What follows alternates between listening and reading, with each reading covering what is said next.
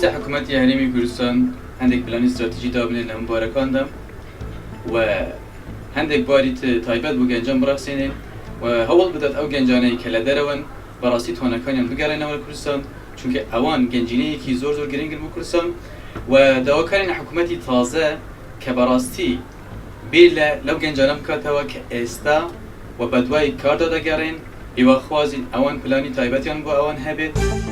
پێویستە گەنجەکانمان هەلی کاریان بۆ بڕەخسێت چونکە ئەوانەوەی دوا ڕۆژن و پێویستە زیاتر گرنگیان پێبگرن لە کۆمەڵگەدا. چاکسازی بکە بۆ معاشەکان ڕێک بێخاتەوە، خزمەتگوزاری وەک خەدەمات هەتا ڕادەیەک باشە بەس چاماڵەیە هێشتا باشتر بی. پێویستە سیستەمی خوێندن بگۆڕێت کە هەر قوتابیەک و بەپێی توانای خۆی بتوانێت لە بەشەکە وەرگیرێت، بەپێی ئارەزوی خۆی بڕۆتە بەشەکە. پێویستە لە کاتی تەواوبوونی کولیە گەنجان دامەزرێت.